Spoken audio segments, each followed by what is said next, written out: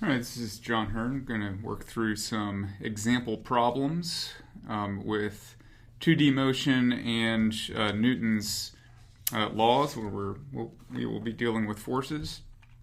So in this first question, this is a shot put. In the Olympic shot put event, an athlete throws the shot with an initial speed of 12 meters per second at 40-degree angle from the horizontal. The shot leaves her hand at a height of 1.7 meters above the ground. How far does this shot travel? So we want to first start by illustrating this problem with a nice drawing. So we'll first draw a horizontal line to illustrate the ground. And then from here, we want to draw a vector that is at a 40-degree angle. So right here. And then we will just draw that out like this. All right, so this is the initial velocity vector. Now, since this is 1 meter, it starts at 1.7 meters above the ground, let's draw just a another parallel line that would represent the ground. So this would be the place where the shot leaves the athlete's arm, and then it's going to follow a motion where it will eventually hit the ground at some distance away from the shot put. So we're looking for this distance right here. What is this distance? And in these problems, we always use the y motion as our clock, so we need to know how long is it in the air. And in order to do that, we're going to break the velocity vector up into its two components. So I will do that by drawing a vertical line here. So this is the y component of the velocity. And then we have here the x component of the velocity right here. So this is vy initial, and this is Vx initial, which is also, since there's no acceleration in the x direction, we don't need to, the initial is the final. This angle right here is 40 degrees. So the relationship between this y component of the velocity and the velocity vector is the sine function. So this is equal to the initial velocity magnitude, 12 meters per second, times the sine of 40. So we can go ahead and calculate that out. So that's 12 times the sine of 40, and it is 7.71. And we'll keep one more digit so that we don't get rounding errors throughout our calculation. Okay, so now we've got this. We also have our initial y value here. Y0 is 1.7 meters. And then y final is 0 meters. It's going to land on the ground. So now we're ready to set up our kinematic equation in the y direction. Let's just write it out as y equals 1/2 at squared plus vy0 t plus y0. All right, and so we know these two terms right here. Acceleration is negative 9.8. So we can write out 0 equals, so 1/2 of negative 9.8 is negative 4.9 meters per second squared, t squared, plus 7.713 meters per second, t, plus 1.7 meters. And now we're ready to solve this quadratic formula. And the way that we solve these quadratic formulas is by simply plugging them into our calculator. So let's go here. We're going to go to second polysolve, and we want this right here. So We want the quadratic, negative 4.9. That was the last one that I had inputted. And then we want 7.713 for B, and then 1.7 for C. We're going to solve. The first root is not physically relevant because it would be a negative time. The second root is 1.77, so that's the one that we want. The time is 1.77 seconds. And now we're ready to look at the x direction to find out how far it went. Okay, so in the x direction, Vx, this is related to the initial velocity, 12 meters per second, based on the cosine function. And so in the x direction then, we have our kinematic equation, x equals Vxt. All right, and we'll take this to be our starting x value, 0, so then we're just solving for x. And there's no acceleration, so the x components, the x kinematic equation is relatively simple. And then we've got to plug in this stuff here, 12 meters per second times the cosine of 40 times the time, which is 1.77 seconds. And then we can plug that into our calculator and get 16.3 meters. All right, the next problem. Mary needs to row her boat across a 120 meter wide river that is flowing to the east at a speed of 1.0 meters per second. Mary can row with a speed of 2.7 meters per second. If Mary points her boat due north, how far from the intended landing spot will she be when she reaches the opposite shore? All right, so let's start by drawing just a simple illustration of this problem. We've got a river.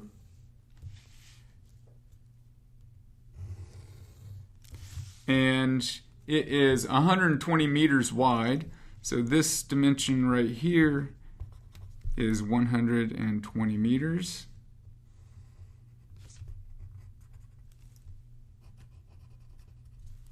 All right, and then it's flowing with a speed of 1 meter per second east, so the river is moving at 1 meter per second east. She's paddling 2.7 meters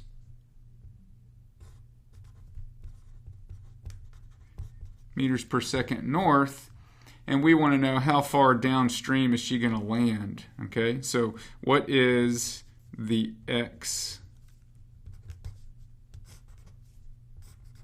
the change in x? All right, so the way that we can solve this problem is just like a projectile motion problem, although it's a little bit simpler because we have an x and a y direction, so we can break this into x and y problems. We can use the y problem to find out how long it takes her to row across the river, and then we can look at the x problem to look at how far downstream she goes. So to solve this, let's look in the y direction.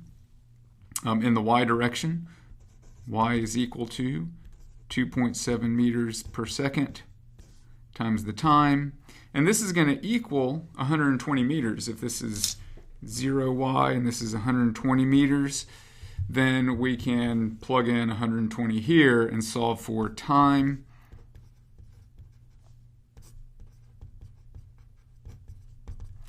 And then we get a time of 44.4 seconds. We can look then in the x direction, and we see that in the x direction, it's Vx times t, where Vx is 1 meter per second. So we're going to plug that in, times 44.4 seconds. So the distance downstream that she drifts is 44.4 meters.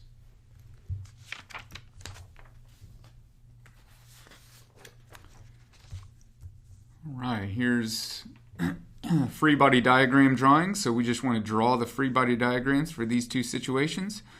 A construction worker with a weight of 830 newtons stands on a roof that is sloped at 25 degrees. Draw the free body diagram of the construction worker. Label all force vectors and angles. Let's start by drawing just a 25-degree line, which is going to be in this direction right here.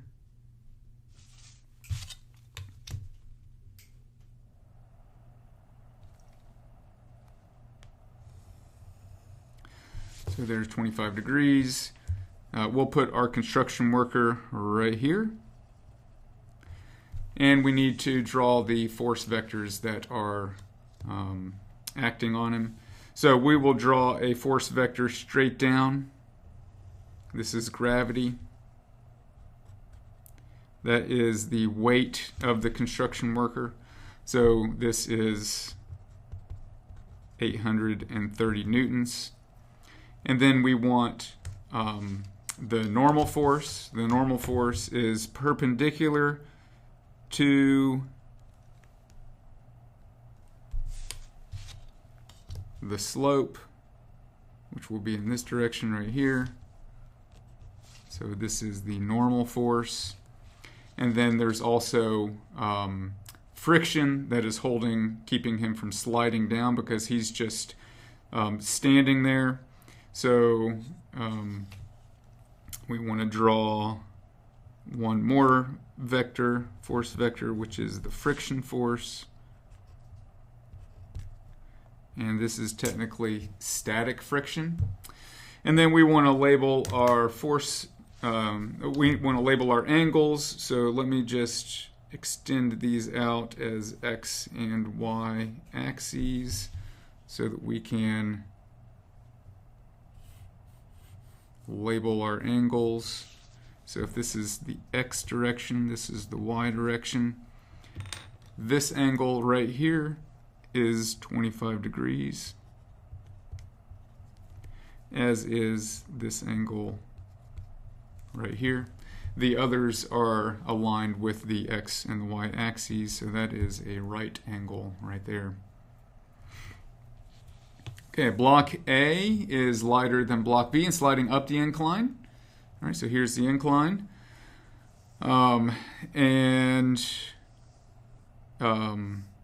Let's see, since block A is lighter than block B, it is sliding up the incline. So block A has a velocity that is pointing up the incline. This is important. Block B has a velocity that is down the incline.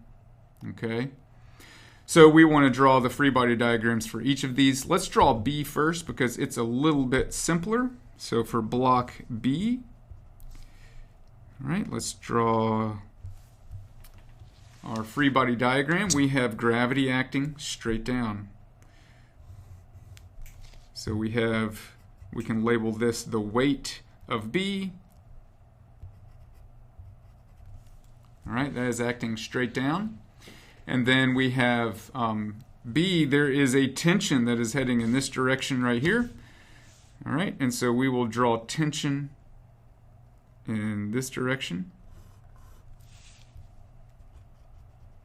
There's tension.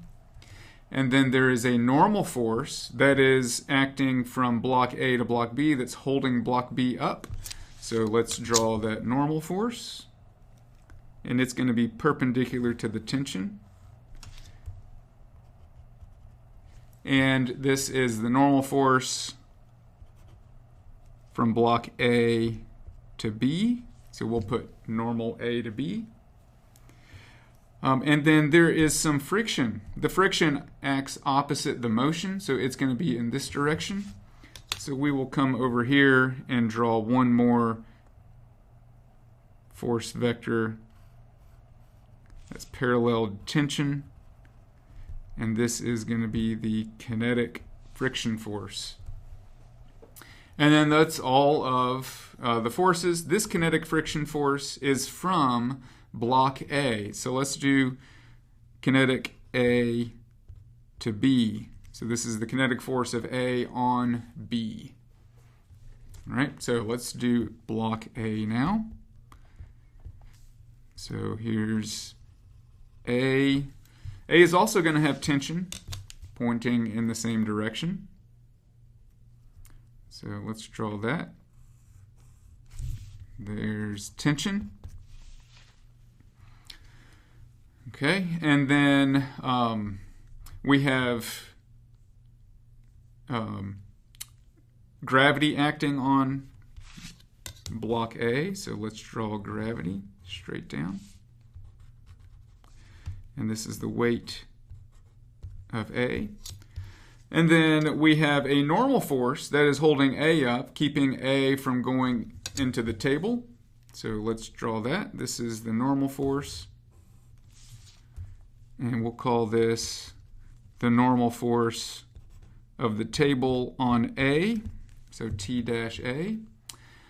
All right, and then there's also friction that is acting between the table and A. And that's acting in the opposite direction of the motion, so we'll draw it going this way. This is the kinetic friction of the table on A. And lastly, we need to look at the other interacting forces. So this force right here is the force that A puts on B. That means there is an equal and opposite force that B puts on A. This is Newton's third law. So we can come over here and we can say this is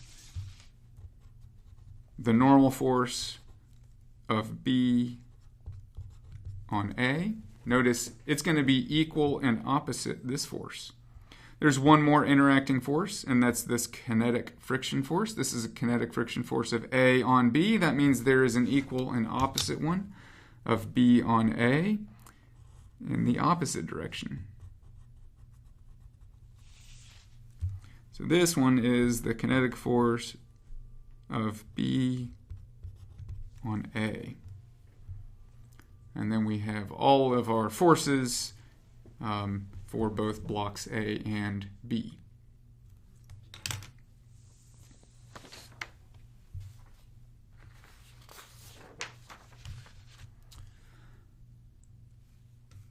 All right, Zach is riding an elevator that is rising at 10 meters per second. The elevator takes 3 seconds to brake and stop at the 20th floor. While braking, Zach's weight is 610 newtons. What is Zach's mass? All right, let's start with a free body diagram. There are only two forces acting that we need to worry about. One is the force that is exerted upward. And this is what you could call this tension, or I'm going to call it the force of the scale, because apparently he's standing on a scale so he can read his weight. So we'll say F subscript S. And then there's also gravity acting straight down. So here's gravity. And this is his mass times gravity. That's the force of gravity. All right, so now we've got our free body diagram. We need to look at the kinematics. All right, so the elevator is rising. Okay, so it's rising at 10 meters per second, and then it takes 3 seconds to stop at the 20th floor. That means the acceleration vector is pointing down. Let me illustrate that here with a different color. The acceleration vector is pointing down. So this means that the net force vector is also going to be pointing down. So when we add up our forces, we should get a downward net force to align with the acceleration vector. Now we can find out what the magnitude of the acceleration is looking at how fast it brakes and what the change in speed was. Remember, acceleration, average acceleration, is the change in speed over the change in time. So it's rising and it's going to change in speed by 10 meters per second in 3 seconds. This is going to give us 3.33 meters per second squared down. I'm going to write out the direction because I have not assigned a positive or negative direction for the problem yet. So I'm going to just remind myself that that vector is down. So now let's apply all of this information to Newton's second law. Oh, first, this is Zach's weight while braking. So that's what he sees on the scale. So we know this right here is 610 newtons. We know that is his scale weight. So now we're ready to look at Newton's law. We're going to let down be the positive direction. The reason why is because it aligns with the acceleration vector. So when I choose down to be the positive direction, when I add up my forces, I want to take into account this mg is in the positive direction. This is in the negative direction. And this is going to equal the mass times the acceleration. All right, now we've got our equation. We're solving for mass, so we just need to algebraically rearrange this equation for mass. And we get the scale force over G minus A. And then we can plug everything in. This is 610 newtons. This is 9.8 minus 3.33 meters per second squared. And then if we plug that in, we get 94 kilograms for his mass. All right, here we go. The 1.1 kilogram physics book right here. And the figure is connected by a string to a 1 kilogram coffee cup. The coefficients of friction are 0.5 and 0.2 for the static and kinetic frictions. Will the book slide down the slope? Okay, so in order to solve this problem, we're asked this qualitative question, will the book slide down the slope? In order to answer that question, all we need to do is look at the kinetic or the static friction. We're not asked to find out what the acceleration is. We just need to know, is the static friction high enough to hold the book in place? Okay, so in order to solve this problem, we want to again set up free body diagrams, and this is two free body diagrams. We've got one for the book and one for the coffee cup. So for the book, let's set up its free body diagram. If I draw a horizontal line, and this is at 10 degrees, so it's a very slight slope. So there's the angle of the incline. Okay, so I'm going to have, so if this is my coffee cup now, I'm going to have gravity acting straight down.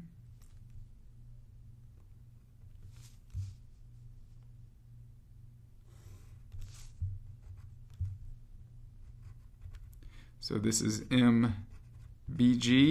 The B is for book. And then I've got perpendicular to the surface, I have the normal force.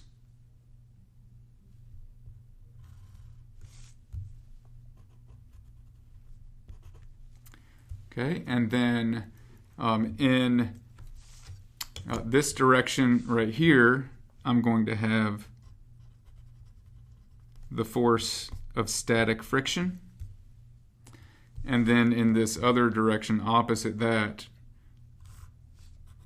we're going to have the force of the tension. Sorry, let me just illustrate that with a capital T. So tension. Right, and so those are the forces that are acting on the book. And natural selection for the x and the y coordinates is for this to be the x coordinate right here, if this is the x direction, Then this is the y direction right here. All right, and then I can break this into x and y components. This angle right here, this is 10 degrees. So when I break my, the only force that I need to break into its components is the force of gravity. So I can look at this and I can add up the forces in the y direction. This is going to be the normal force minus, now the y component of gravity is related to the cosine of 10 degrees. So this is mBg times the cosine of 10. This is going to equal 0 because there's no motion in the y direction. So I know that the normal force is equal to mBg cosine of 10. All right, now in the x direction, let me add up the forces. In the x direction, we've got Fs in the positive direction minus tension minus the x component of gravity, which is mBg times the sine of the angle. This is also going to equal 0. I'm going to set it equal to 0 because I want to find out what static frictional force is needed to hold this in place. So let me just put a little comma here and say needed. All right, because this is what I need for it not to slide down the slope. So we can solve this. Fs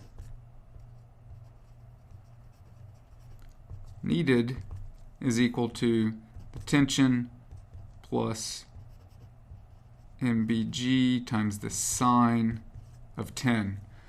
All right, now we know everything except for tension in this equation. Well, we don't know the force needed, the frictional force needed. So let's go back over here. We can look at the coffee cup. If we look at the coffee cup, we can draw a free body diagram on it. We have tension up and the mass of the cup times g down. We can write a free body diagram for that as well. So this is for the cup. We have tension minus mg equals 0. So the tension is equal to the mass of the coffee cup times g. Well, I can put that in here and then solve for the static frictional force that I need. So the mass of the coffee cup is 1 kilogram times 9.8 plus the mass of the book, which is 1.1 kilograms, times g times the sine of 10. So the friction force that is needed, now if we plug all that stuff into our calculator, I got 11.67 newtons.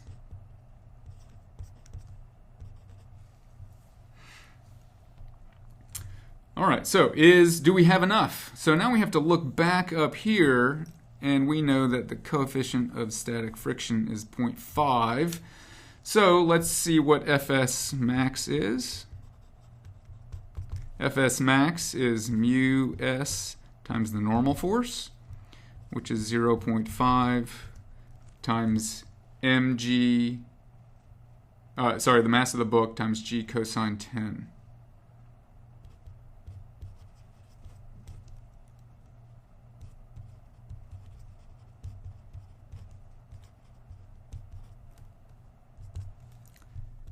So this gives us 5.31 newtons. All right, so when we look at this, we need 11.67 newtons. We only have 5.31 newtons. Therefore, the book will slide down the slope.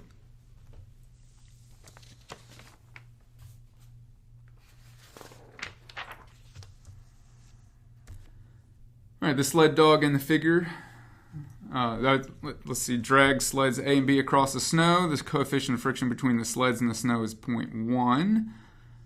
If the tension in rope 2 is 200 newtons, what is the tension in rope 1? All right, so in order to solve this problem, let's draw two free body diagrams, one for sled A, the other for sled B. So for sled A, we've got T1, and then we have FA,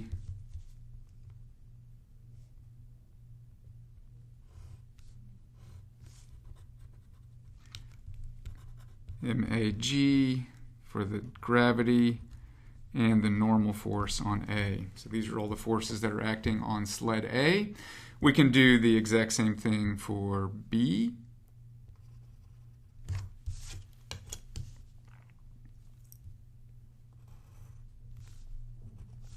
This is T2, which we know is 200 newtons. And heading in the other direction, we have T1. And we also have FB, the frictional force.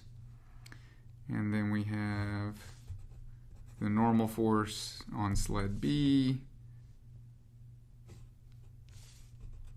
And the mass of sled B times G for the force of gravity. All right, so these are our two free body diagrams. And we want to know what is T1. So we need to solve both of these. So we can look at this one first.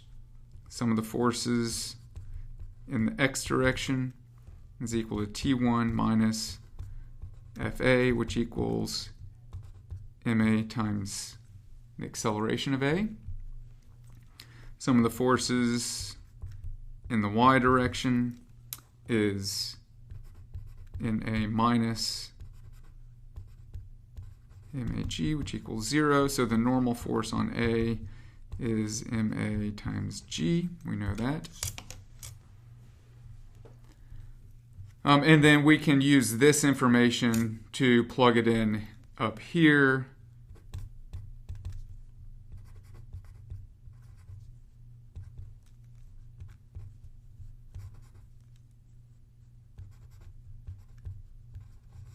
So we're going to plug in this and mu. Remember that the frictional force is mu times n.